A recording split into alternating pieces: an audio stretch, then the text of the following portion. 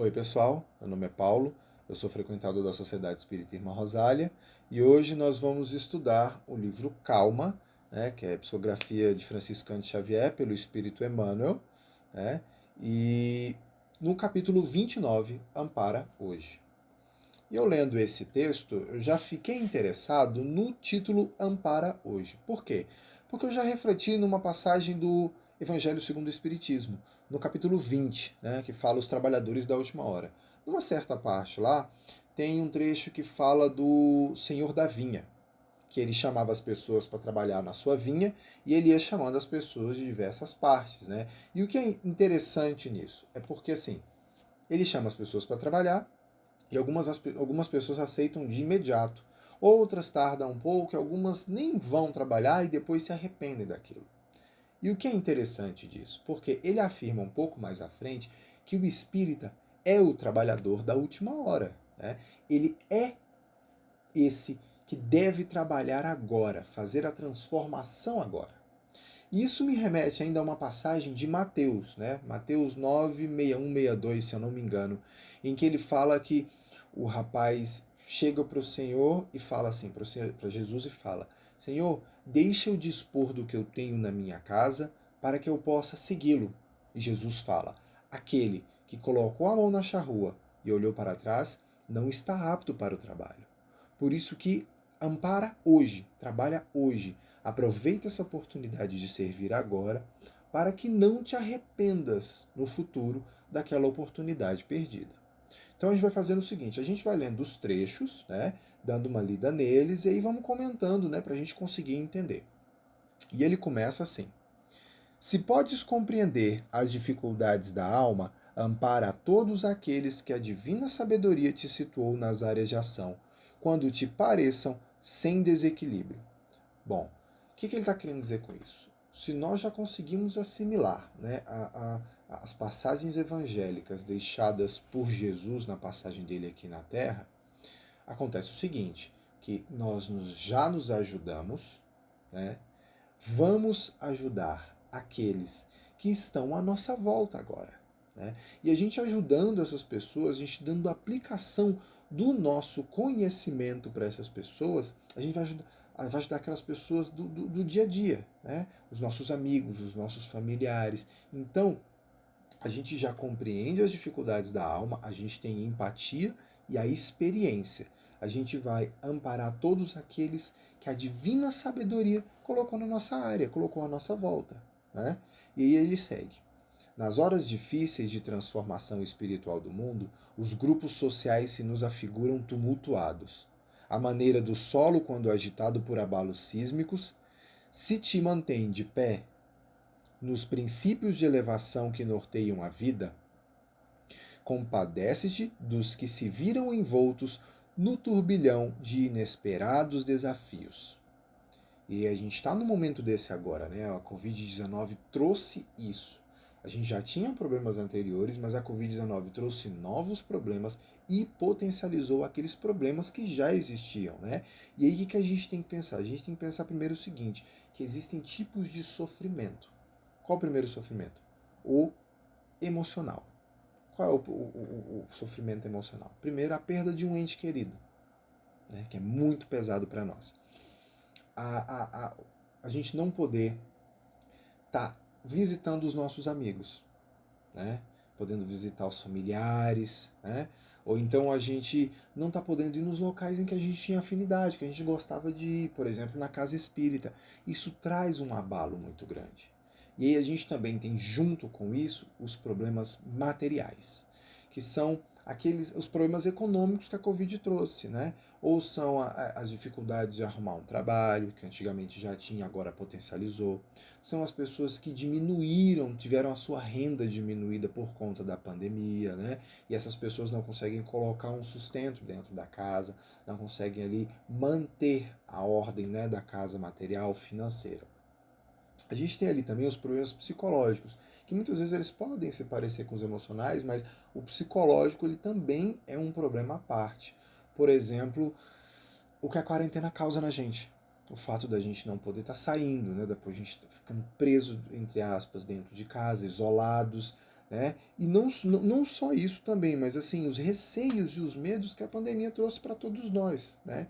Então, se a gente parar para pensar, se dentro dessa situação a gente consegue se manter de pé com os ensinos que Jesus deixou para nós, nessa passagem que ele teve aqui, então devemos nos compadecer daqueles que ainda não conseguiram, aqueles que não conseguiram fazer o que estamos fazendo. A gente tem que se compadecer deles, não é só julgar, apontar, tá fazendo errado, é se compadecer desses indivíduos que ainda não despertaram, não conseguiram ter essa claridade de entendimento. E aí no próximo trecho ele já cita quem são essas pessoas. Ele fala: esse que acreditou na independência negativa e abandonou os deveres, cuja execução lhe garantia a verdadeira liberdade, prendendo-se nas correntes invisíveis de compromissos amargos. Aquele admitiu haver descoberto fácil acesso à renovação desejável e elegeu a indisciplina por base das próprias vivências, marginalizando-se em perigosos enganos. Determinada irmã considerou por pesado cativeiro o caminho iluminado de renúncia em favor dos outros e bandeou-se de enganos assumidos para descer às sombrias regiões do arrependimento.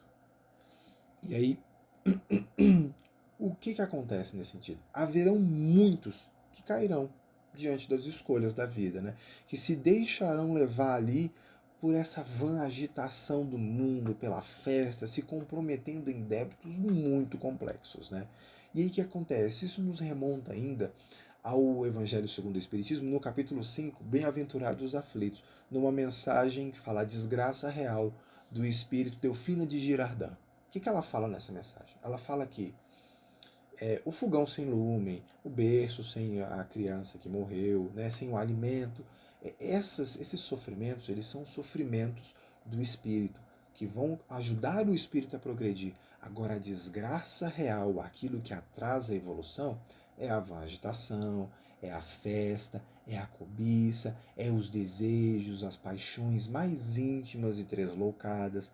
Essa é a vã agitação. Isso é o que causa o sofrimento. Então, esses indivíduos que a gente leu ali, que a gente acabou de listar, eles estão perdidos exatamente nesse sentido, né? E aí, o que acontece? Acaba que, assim, se a gente parar para pensar, na evolução hoje, no estágio evolutivo que a humanidade está, os nossos defeitos, eles estão muito destacados, né? A gente diariamente, aí, praticamente, acaba cometendo deixando se levar por um desequilíbrio nosso, seja falar mal do outro, apontar, condenar, sentir inveja, cobiçar uma coisa que não é nossa. Então, como eles estão muito destacados, o mundo vai conseguir abraçar isso com muita facilidade. A gente vai estar no mundo e sendo do mundo. Né? Nós vamos conseguir fazer como Cristo, que esteve aqui e não foi do mundo, ele não fez parte desse mundo, ele não se deixou levar, ele foi além dele. Né? E aí ele ainda consegue seguir um pouco aqui mais à frente. O que ele fala? Ainda assim, mesmo esses que se perdem e tudo mais, né, se deixam levar por essa agitação, por essa paixão tresloucada, não censures os corações tresmalhados pela maré de violência na viagem do mundo. E inclina-te para os que te debatem nas ondas da perturbação e, tanto quanto possível, estenda mãos amigas que os salvem dos naufrágios iminentes. Então, assim, mesmo assim, diante desses que cairão, né, nós não podemos julgar em absoluto, né? Porque é o seguinte, o que acontece? Em algum momento da nossa existência, né, das nossas sucessivas existências no passado, das diversas que tivemos, nós não escutamos o chamado, como foi o chamado do trabalhador lá da vinha, a gente não escutou o primeiro chamado, foi escutar outro chamado, não escutamos aquele chamado, nos deixamos cair na festa, na agitação, na cobiça, no desejo, caímos bastante, sofremos, pedimos socorro e alguém nos amparou. Alguém estendeu a mão para nós sem nos julgar, porque só nós mesmos que nos julgamos, né, quando estamos nesse ponto de sofrimento, nossa consciência pesa sobre nós. Alguém nos ajudou sem esse julgamento e aqui estamos. Tanto que a gente pode ver, né, que fomos amparados que estamos hoje tendo o amparo da doutrina espírita. Então, esse é o diferencial. É isso que devemos fazer. Temos hoje o amparo da doutrina. E aí ele segue falando aqui, ó. Todos somos viajores no oceano da vida. Cada qual de nós permanece no barco em que avança na direção das praias do futuro. E o que é interessante, essa analogia, que a gente ainda pode aprofundar um pouco essa analogia, cada um está no seu barquinho. Que a gente tem que chegar numa praia, né? Vamos dizer que essa praia aí é Deus. A gente tem que chegar até lá. E eu não posso remar pelo meu amigo. Eu não posso pegar o remo dele e remar por ele. De forma alguma. Mas nessa rota em que eu estou, nesse caminho em que eu estou, eu posso ajudar aquele indivíduo. Eu posso falar para ele, ó, vamos lá. Deixa eu te ensinar aqui como é que você supera essa onda, né? Como é que você rema de uma forma melhor. Eu posso ensinar aquele indivíduo. Então eu não vou remar por ele, mas eu vou ensiná-lo, se eu já tenho conhecimento. Né? Aí é aquele pensamento assim, a jornada é individual, mas o aprendizado é coletivo. Então cada um vai no seu barquinho, mas a gente pode ensinar uns aos outros, né? E ele segue aqui ainda, ó. Não te descuides do leme na embarcação que te seja própria, e ajuda sempre aos que te compartilham a rota. Olha só, não te descuides do leme na embarcação que te seja própria. Fica ali com a mão no leme, né? No remo, sempre controlando as velas para você seguir o caminho certo. Mas sempre ajuda aqueles que compartilham a sua rota. Foi o que a gente acabou de falar agora, né? A gente pode ajudar, pode orientar. Não vou fazer por ele, mas eu vou ajudá-lo para que ele consiga chegar lá naquele caminho. Eu sei um atalho, eu sei uma forma de... Né, um atalho assim no sentido, eu sei uma forma de atravessar aquele caminho mas, sem ser de um jeito tão sofrido. Então eu posso orientá-lo. Né? E ele ainda continua aqui, ó. Recorda, muitos daqueles aos quais te vinculas pelo coração, as pessoas próximas a nós, né? Sejam amigos ou inimigos, todos aqueles que mexem com o nosso coração, né? Aqueles que te vinculam o coração. Olha como isso, essa passagem é tão importante, né? Choram desesperadamente na superfície das águas revoltas e podem ser amparados ainda hoje por tua bondade e compreensão. Ainda hoje. Olha que interessante. É importante servir agora. Ampara hoje. Muitos argumentam assim que eu não posso ajudar, eu não tenho tempo, eu não tenho condição material, eu tenho que cuidar de mim primeiro. E aí está o problema. Por quê? Dentro desse sentido aqui, a gente esquece que à nossa volta caminham indivíduos que, assim, em algum momento precisarão do nosso amparo, vão precisar da nossa ajuda, do nosso socorro. São afetos importantes para nós, né? São esses que Jesus espera que nós possamos ajudar. Porque assim, a gente começa a ajudar esses, né? Esses que estão à nossa volta. Esses que nós ajudamos vão ajudar outros. E outros vão ajudar outros. E aí a gente já está ajudando esses aqui, ajudamos esses aqui, vamos ajudar outros que estão mais distantes, aqueles que não são do nosso cotidiano. A gente começa a ver pessoas com problemas e começamos a ajudar também. É assim que a gente caminha junto com o mundo, porque o mundo está passando por um processo de transformação. O mundo e os indivíduos. Se eles estão se transformando, a gente fala, não posso ajudar no progresso do mundo. Pode, mudando o seu mundo interior, mudando o mundo das pessoas, dos afetos à sua volta, e depois transformando outros mundos. É a gente pensar, por exemplo, Chico Xavier. Chico Xavier mudou a vida de milhares de pessoas e continua mudando só com as suas obras. A pessoa pega a obra, lê, às vezes não conheceu Chico, mas transformou a vida dela.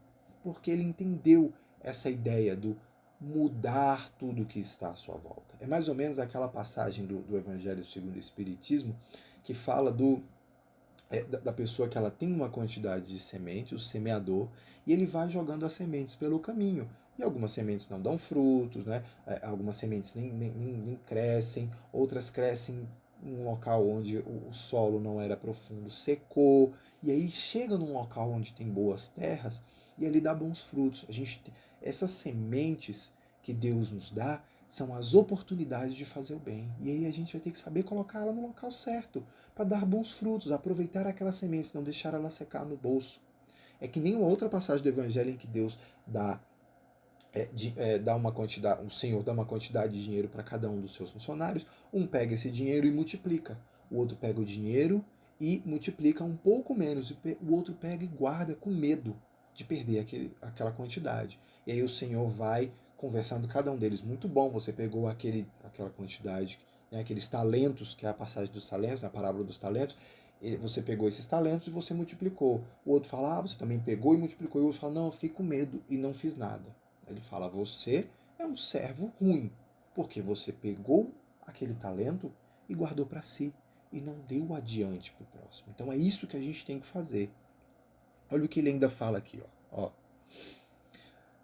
Para a gente fechar, né? Porque olha só, não temas acomodar-te, não temas acomodar-te, nem percas tempo quanto a isso, né? Quanto à ideia de não te descuidar, que a gente falou, não te descuides do leme da embarcação. Então, não temas incomodar-te, nem percas tempo quanto a isso, porquanto, se adiarmos o socorro para amanhã, ser-nos-á talvez preciso descer às tenebrosidades do abismo, a fim de buscá-los, sofrendo muito mais. Buscar quem? Esses corações afetos a nós.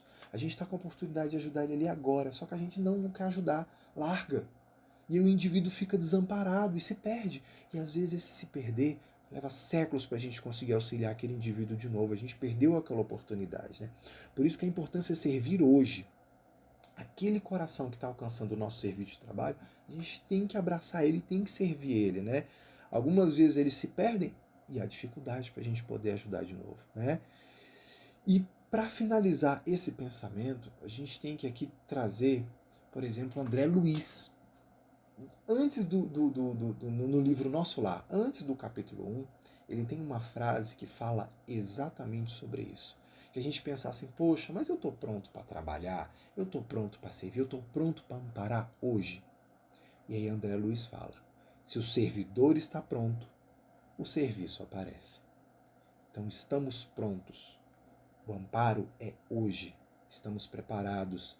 Já estudamos, temos o conhecimento da doutrina, aplicamos no nosso cotidiano, vamos aplicar naqueles que estão à nossa volta. Isso é trabalhar na vinha do Cristo e ajudar todos aqueles que alcançam os nossos corações. Então essa é a lição de hoje, tá? Espero que vocês tenham conseguido absorver e vamos refletir sobre esse ensino, ler esse texto quantas vezes forem necessários, tá bom? Então, até mais, pessoal. Fiquem com Deus.